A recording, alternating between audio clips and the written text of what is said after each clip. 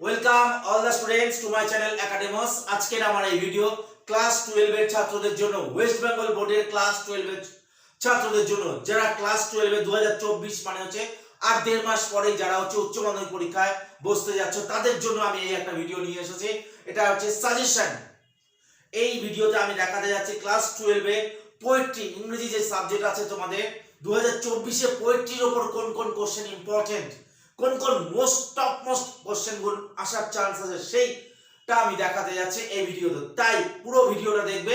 এটা কিন্তু একদম পুরো আমি বিগত ইয়ারে কোশ্চেন ঘেটে এবং টেস্ট পেপার ঘেটে এই সাজেশন বানিয়েছি তোমাদের জন্য।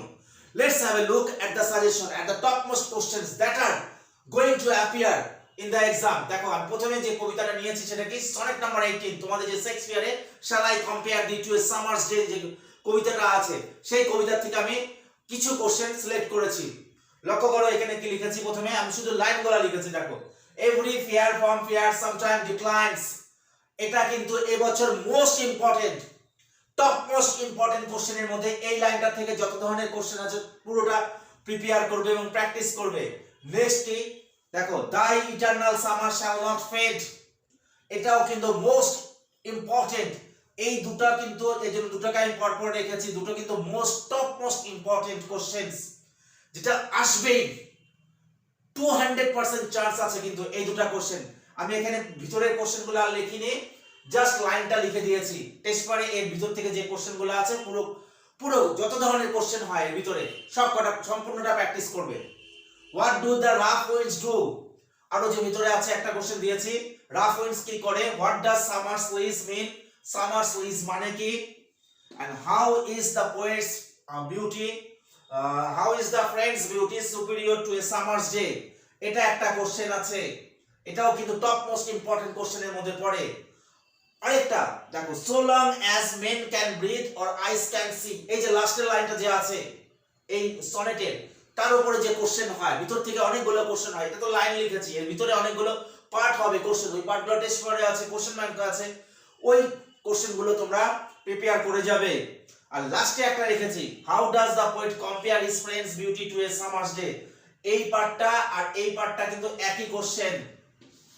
এটা আর এটা কিন্তু একই কোশ্চেন। তাহলে এখানে কটা কোশ্চেন হলো? 4টা কোশ্চেন হলো। 4টার মধ্যেও আমি আরো সাজেশন অফ দ্য সাজেশন করে দিচ্ছি। দেখো, every fair from fair sometime declines, এটা most important. The eternal summer shall not fade, the eternal summer shall not fade, এটাও টপ মোস্ট ইম্পর্টেন্ট কোশ্চেনের মধ্যে পড়ছে। আরেকটা, so long as men can breathe or eyes can see, এটাও top most কোশ্চেনের মধ্যে পড়ছে। তো এখান থেকে হচ্ছে টপ মোস্ট কোশ্চেন যদি থাকে, every fair from fair, the eternal summer, so long as men can breathe. এটা হচ্ছে সনেট নাম্বার 18 থেকে এই সাজেশন।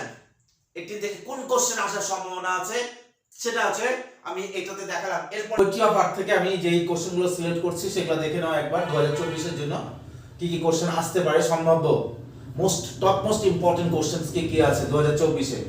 দেখো, ফার্স্ট কোশ্চেনটা যেটা লিখেছে, how does Keats show that the poetry of art never ends.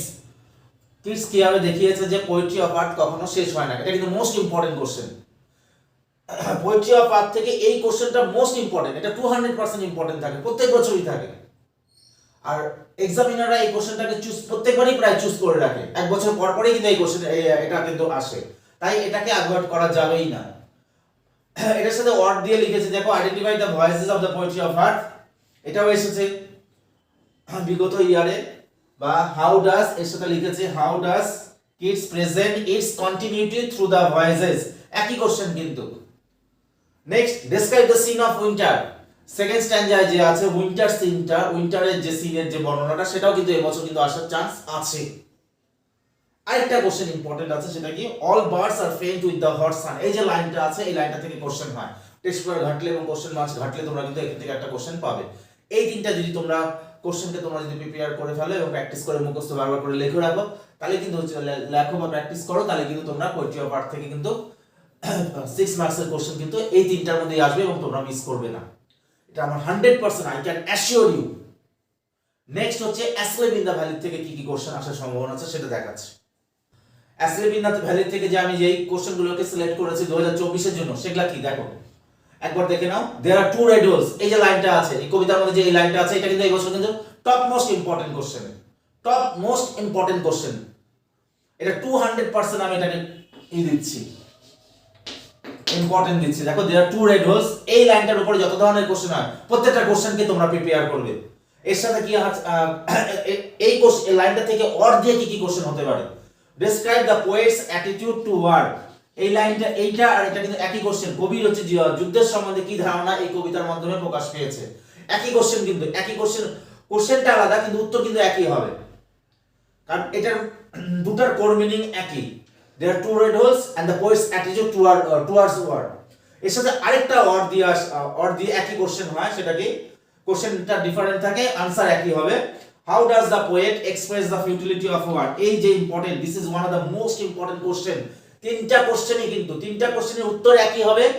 এই তিনটা কোশ্চেনকে কিন্তু তোমরা ভালো, একটা কোশ্চেনের উত্তর ভালো করে পড়লেই কিন্তু তিনটা কোশ্চেনের উত্তর তোমরা লিখতে পারবে। এটা কি?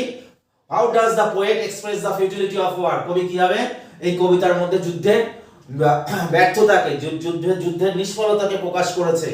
একই আনসার কিন্তু।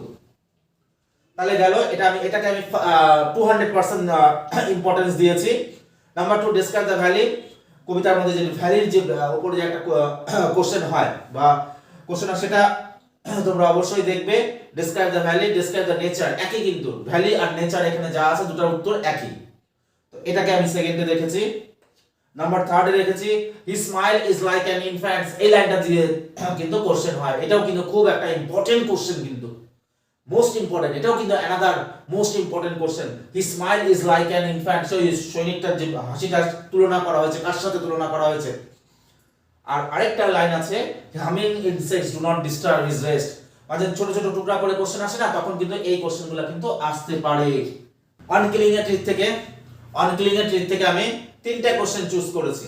দেখো কি আছে প্রথমটা, and then it is done। এই যে লাইনটা আছে, এই কবিতার যে লাইনটা আছে, এই লাইনটার উপরে যে কোশ্চেনটা হয় বড় কোশ্চেন, এটা ভালো করে প্রিপেয়ার করবে।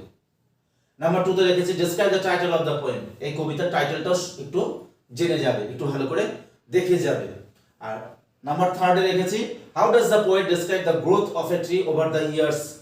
কিভাবে কবি হচ্ছে দেখিয়েছে যে একটা গাছ কিভাবে গ্রো করে বছরের পর বছর ধরে, কিভাবে একটা গাছ বেড়ে ওঠে। And what are the different steps for killing a tree. এবং একটা গাছকে হত্যা করতে গেলে বা কাটতে গেলে কি কি স্টেপ আছে, যে এই যে কোশ্চেনটা আছে, দুটো কোশ্চেন মিলে একটা কোশ্চেন হয়েছে, এটা একটু দেখে যাবে। আশা করি আমি 100% 200% শিওর, আমি যে আজকে সাজেশনটা তোমাদের সামনে প্রেজেন্ট করলাম, এই কোশ্চেনগুলো যদি তোমরা ভালো করে পড়ে যাও, তাহলে কিন্তু তোমরা ওখান থেকে হচ্ছে 6 মার্কসের কোশ্চেন কিন্তু তোমরা একদম পেয়ে যাবে কমন। তো ভিডিওটা ভালো লাগলে তোমরা এই ভিডিওটাকে শেয়ার করে দাও তোমার বন্ধুদের সাথে। এবং প্রচুর স্টুডেন্ট আছে যারা হচ্ছে লাস্ট মিনিট সাজেশনের জন্য অপেক্ষা করে, এবং তারা কিন্তু উপকৃত, প্রচুর পরিমাণে উপকৃত হবে এই সাজেশনটাকে ফলো করলে।